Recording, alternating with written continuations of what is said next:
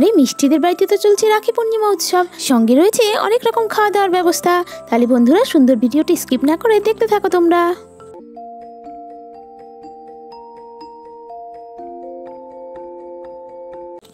Hello বন্ধুরা, sweet doll স্টোরিতে তোমাদের সকলকে স্বাগত। আজকে তো রাখি পূর্ণিমা উৎসব, তাই কমলা রান্না করতে ব্যস্ত। চলো তাহলে দেখে নিই আজকের গল্পে কি হয়। এই তো ঘুগনিটা তো প্রায় হয়ে এসেছে, এদিকে লুচিগুলোও ভাজা হয়ে গেছে আর মিষ্টিগুলোও তৈরি হয়ে গেছে। কমলা যখন রান্না করতে ব্যস্ত সেই সময় রাধা ঘরের বাইরে বেরিয়ে এলো। আরে কমলা, কি করেছে গো এসব? কেন গো বৌদি, আবার কি হলো? আরে কমলা, তুমি এত কিছু রান্না করে ফেলেছো? তোমাকে যে বললাম শুধু ঘুগনিটা রান্না করতে, বাকিটা আমি এসে করব, আর তুমি সব রান্নাই করে নিয়েছো। এত কিছু একসাথে কেন করতে গেলে কমলা? আমাকে তো একবার ডাকতে পারতে।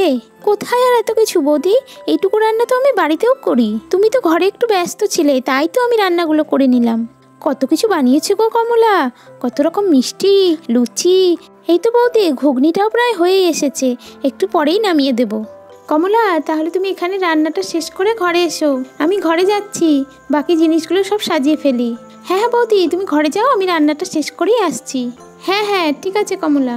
তারপর রাধা ঘরের দিকে চলে গেল। এই তো আমার রান্নাটাও হয়ে গেছে, এবার এটা নামিয়ে দিই।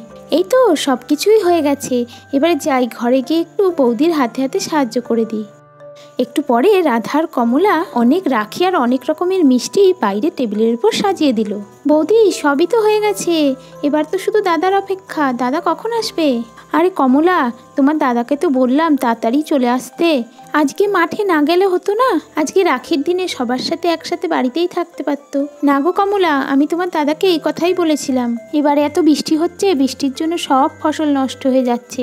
আজকে বৃষ্টিটা একটু কম হচ্ছে তো, তাই তো মাঠে চলে গেল। তুমি চিন্তা করো না, একটু পরেই তোমার দাদা চলে আসবে। কিন্তু তুমি তো সেই সকাল থেকে উপোস করে আছো, আবার সব রান্না বান্নাও করলে। কমলা, তুমি বরং ঘরে গিয়ে একটু বিশ্রাম নাও। বৌদি, ও বৌদি, আমি এসে গেছি বৌদি। আরে গীতার গলা মনে হচ্ছে।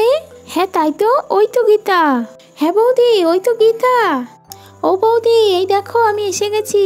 বৌদি, দিদি, তোমরা সবাই কেমন আছো? কতদিন পর তোমাদের সাথে দেখা হলো। দিদি, তুই কেমন আছিস? আমি ভালো আছি রে বোন।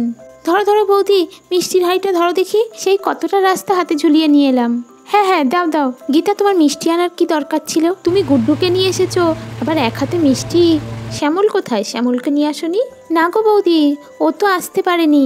আজকে তো রাখি পূর্ণিমা, তাই দাদাকে রাখি পরাবো বলে চলে এলাম। আর শ্যামল তো ওর বোনের বাড়িতে গেছে রাখি পরার জন্য, ওই জন্যই তো আমাদের সাথে আসতে পারেনি। ও আচ্ছা আচ্ছা ঠিক আছে। কোথায় আমাদের গুড্ডু সোনা? আসো আসো, মামির কোলে আসো। তা এতদিন পর আমাদের কথা মনে পড়লো গীতা? তোমাকে তো সেই কবেই বলেছি, কমলা এসেছে, তুমিও চলে আসো, দুই বোনের সাথে দেখাও হয়ে যাবে আর কত কথাও হবে। আর এতদিন পর তোমার সময় হলো আসার।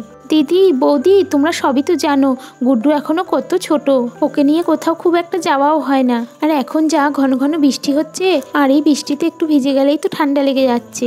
না না বোন, গুড্ডু তো এখনো কত ছোট, একটু বড় হয়ে গেলে দেখবি সব ঠিক হয়ে যাবে। হ্যাঁ রে দিদি, ওই জন্যই তো আমি আসতে পারিনি। তুই কিছু মনে করিস নি তো দিদি? আরে না রে, কি আর মনে করব।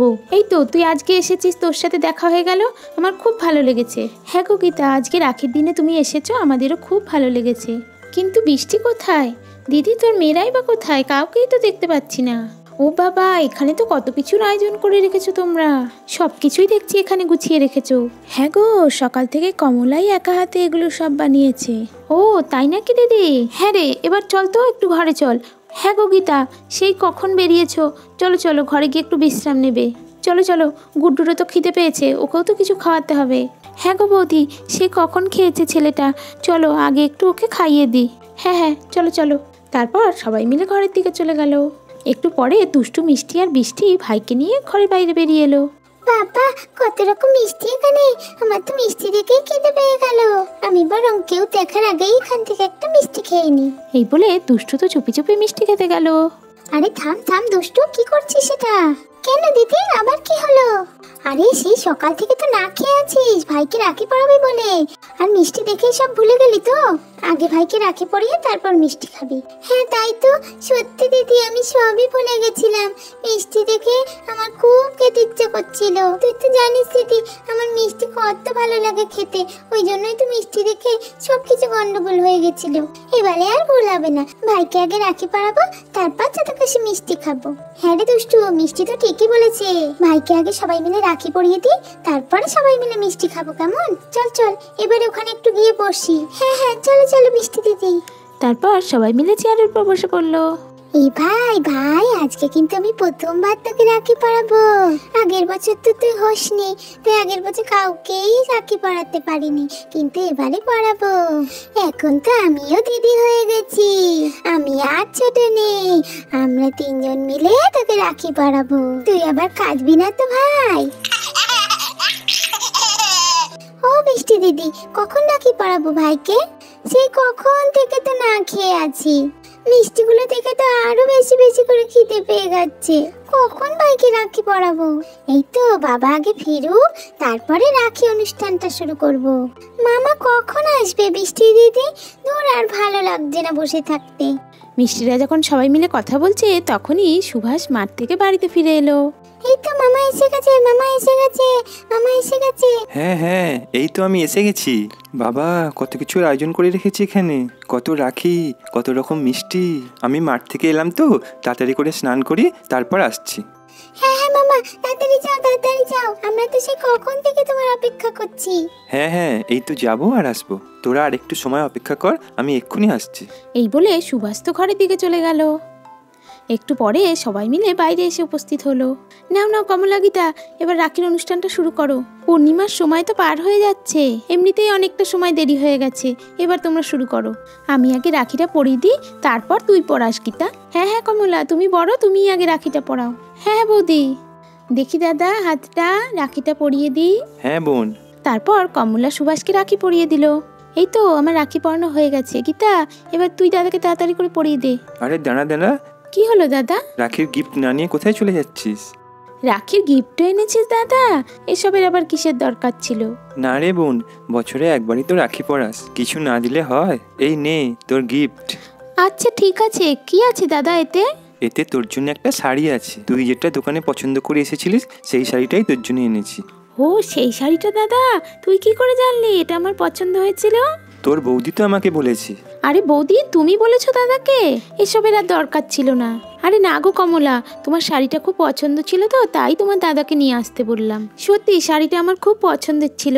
থ্যাংক ইউ দাদা বৌদি, তোমরা দুজনেই খুব ভালো। ঠিক আছে, শাড়িটা তাহলে পরিস। এবারে নে গীতা, তুইও দাদাকে রাখিটা পরিয়ে দে। হ্যাঁ হ্যাঁ দিদি। তারপর গীতাও দাদাকে রাখি পরিয়ে দিল। দাদা, দিদির জন্য তো শাড়ি এনেছিস, আমার জন্য কি এনেছিস? ও তোর শাড়িটা, ওইটা তো দোকানে ভুলেই রেখে চলে এসেছি। এরকম বললে আমি শুনবো না, সেই ছোটবেলা থেকেই তুই আমার সাথে এরকম করিস। আরে এনেছি পাগলি, তোর জন্যও শাড়ি এনেছি, আগে মিষ্টি মুক্ত করা। ও এনেছিস দাদা? হ্যাঁ হ্যাঁ, এই তো খাওয়াচ্ছি। এনে মিষ্টি খা, এবারে দে আমার গিফটটা। আরে হ্যাঁ হ্যাঁ দিচ্ছি। তাড়াতাড়ি দে, আমি আর অপেক্ষা করতে পারছি না। এই নে তোর গিফট। থ্যাংক ইউ দাদা, থ্যাংক ইউ। আচ্ছা আচ্ছা, এবার আমার খুব খিদে পেয়েছে, তাড়াতাড়ি আমাকে খেতে দে। হ্যাঁ হ্যাঁ দাঁড়া, এক্ষুনি দিয়ে দিচ্ছি। কিরে, এবার তোরাও তাড়াতাড়ি করে ভাইকে রাখিটা পরিয়ে দে, তারপর সবাইকে একবারে খেতে দিয়ে দেবো। ঠিক আছে মা, এক্ষুনি পরিয়ে দিচ্ছি। তারপর বৃষ্টি, মিষ্টি আর দুষ্টু তিনজন মিলে ভাইকে রাখি পরিয়ে দিল। একটু পরে রাধা সবাইকে খেতে দিয়ে দিল। তাহলে বন্ধুরা, আজকে এই পর্যন্ত। ভিডিওটি ভালো লাগলে একটা লাইক করে দিও, আর এরকমই দুষ্টু মিষ্টি পুতুলের গল্প দেখার জন্য এক্ষুনি আমাদের চ্যানেলটিকে সাবস্ক্রাইব করে আমাদের পাশে থাকো বন্ধুরা। আজকের মতো টাটা বন্ধুরা, আবার তোমাদের সাথে দেখা হচ্ছে নেক্সট এপিসোডে।